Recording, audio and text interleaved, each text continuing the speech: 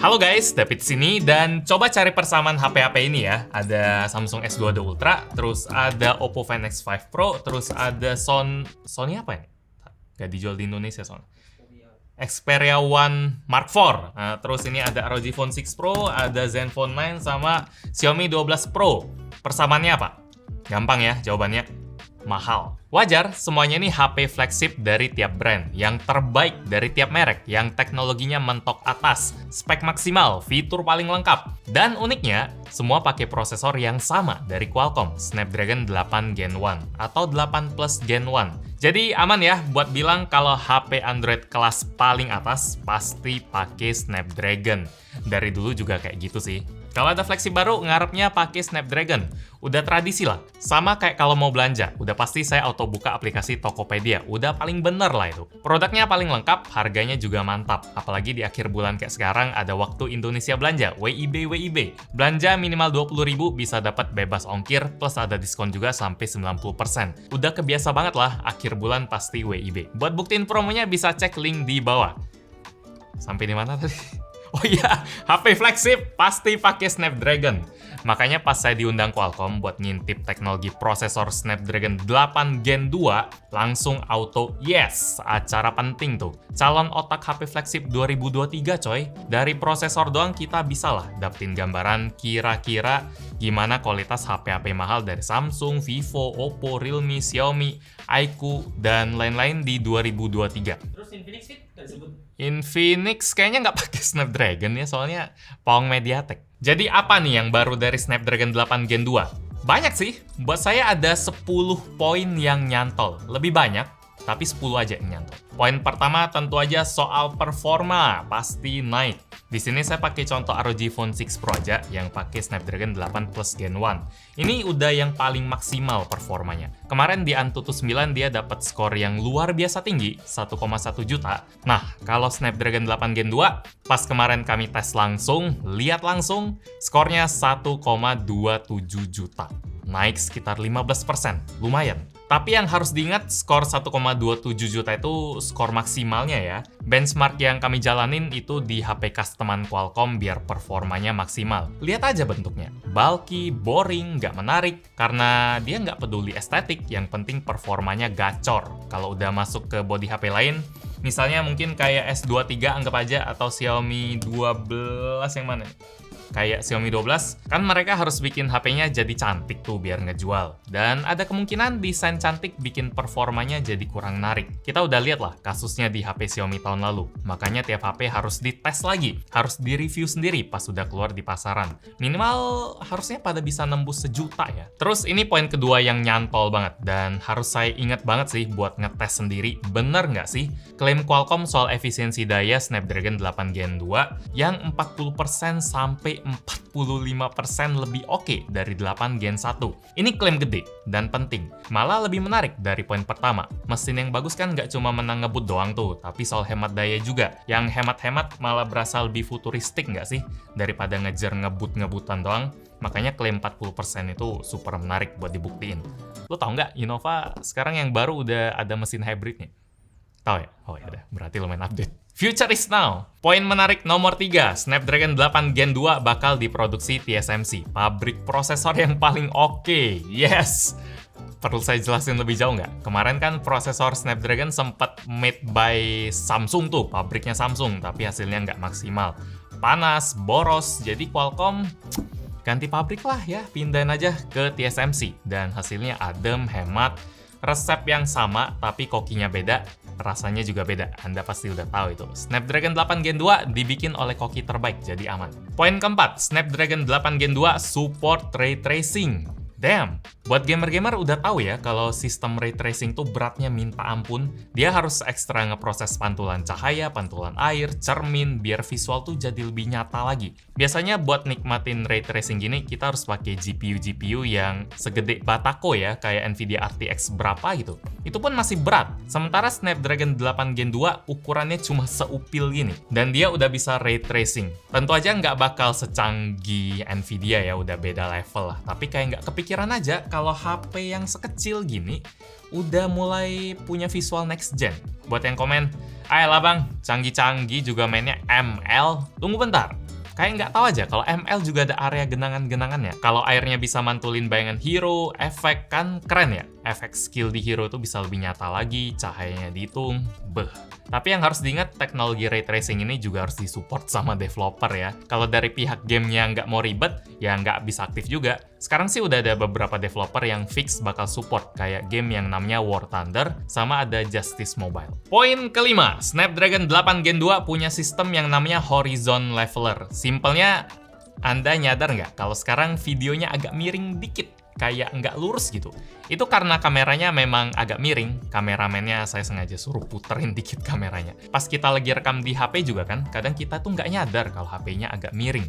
Pas udah nonton baru, waduh, momennya udah lewat. Nah, HP yang pakai Snapdragon 8 Gen 2 nggak bakal kena kejadian kayak gini. Dia punya fitur buat auto ratain kameranya. Ini demo yang lumayan ekstrim sih pas kemarin saya lihat. Dia bandinginnya sama iPhone 14 Pro. Mau digoyang kayak gimana pun, kamera 8 Gen 2 tetap bisa kelihatan lurus. Mirip kayak kepala kita ya. Coba perhatiin. Kalau kepala kita dimiringin kayak gimana pun juga, apa yang kita lihat tetap berasa lurus kan? Coba ya. Saya kasih 5 detik. Anda lihat apa gitu? Tetap lurus rasanya. Lucu ya? Kamera yang baik bakal mirip sama mata. Semirip mungkin. High res, fokusnya cepet, stabil. Itu baru bagus. Poin ke-6 masih soal kamera. Sekarang Snapdragon 8 Gen 2 tambah pinter. Tambah kayak orang ya, lagi-lagi yang tadi. Kalau misalnya kita mau motret sesuatu, dia bisa tahu di dalam frame itu ada apa aja. Kayak ngajarin anak kecil kan, ini apa? Gunung, ya. Ini apa? Muka. Ini apa? Pohon. Ini apa? Langit. Ini apa? Baju. Benar semua. 8 Gen 2 bisa gitu. Dia bisa bedain bagian-bagian yang lagi dia foto. Dan ujung-ujungnya sistem beautify-nya bakal tambah presisi lagi, atau editingnya bakal lebih kena lagi. Sistem yang sekarang kan kalau foto kita itu diproses AI, ya pakai satu preset aja jebret. Ya, background sama, muka sama, baju sama.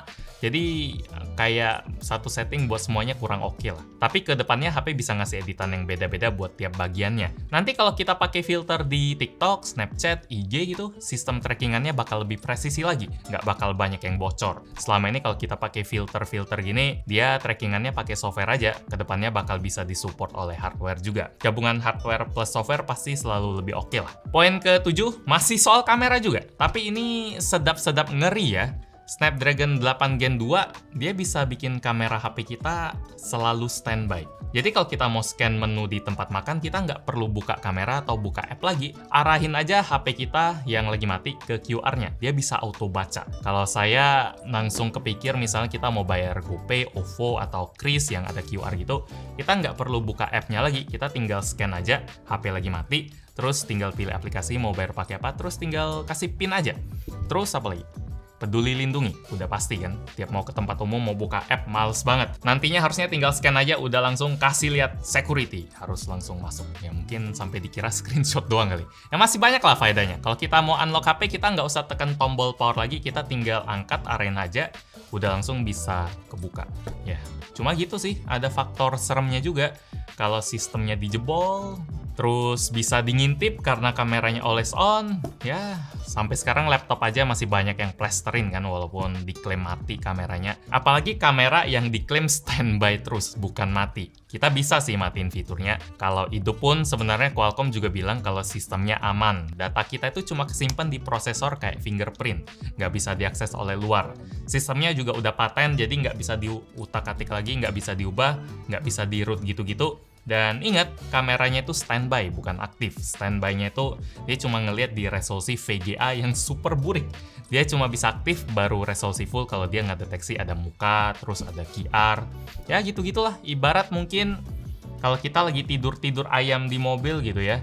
Ya ngambang-ngambang kan, lagi di mana, orang sebelah ngomong apa, ya kita nggak tahu. Cuma otak kita itu kayak masih standby, pas udah nyampe, oh ya baru matanya aktif. Yang lain nggak dipeduliin. Mungkin kayak gitu.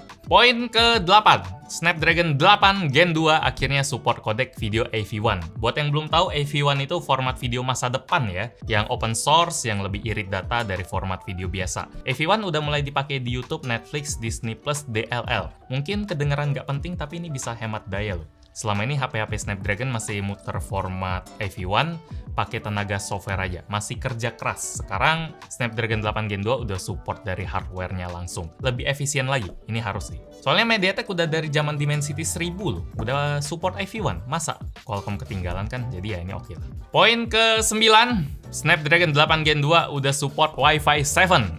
Speed maksimalnya bisa sampai 40 gigabit per second. Itu udah kayak pakai kabel Thunderbolt 4 ya. Channelnya juga bisa lebih luas, ada teknologi multi-link. Saya ngomongnya kejauhan gak ya? Soalnya Wi-Fi 6 pun masih belum nyampe ke banyak orang. Ini udah 7 aja. Dapat 10 megabit per second stabil aja, udah syukur ya. Ini ngomongnya jauh banget sampai 40 gigabit. Ya nggak masalah, tugas Qualcomm ya buat ngasih wadah yang gede lah. Bisa diisi penuh atau enggak, itu urusan yang bikin Wi-Fi, urusan provider. Daripada providernya siap kenceng tapi HP-nya enggak, ya kan kebalik. Mending punya jalan kelas sirkuit tapi mobilnya Avanza doang, daripada punya mobil sport tapi jalannya kayak pedalaman gitu. Poin ke-10 yang nyantol di kepala saya dari Snapdragon 8 Gen 1. Kenangannya sih, jalan-jalan ke Hawaii, ketemu teman-teman seperjuangan kayak Jagat Review, Sobat HP, Pesindotech, Mas Mobi, Up to Date IDN, Gadget Empire, Wasa, sama Snapdragon Insider kayak Dylan Pros. Tuh keren dah. Mereka juga ada ngasih pendapat mereka soal Snapdragon 8 Gen 2 ya. Kalau misalnya pengen nonton, langsung mampir ke sosmed mereka aja. Ya, semoga brand-brand bisa maksimalin apa yang udah dibikin ya oleh Qualcomm. Soalnya canggih, tapi kalau brand yang nggak mau, males maksimalin juga agak percuma sih. Kita tunggu aja di HP-HP komersil. Semoga harganya juga bersahabat, walaupun susah. Pasti dipakai di HP flagship. Like kalau suka dengan video ini, dislike kalau nggak suka. Dan kita ketemu lagi di video selanjutnya. Yo. Banyak ya yang pakai Snapdragon, nggak nyangka loh. Flagship semua. MediaTek flagship apa? X80. Ya, di atasnya X80 Pro sih. Ya. Oke.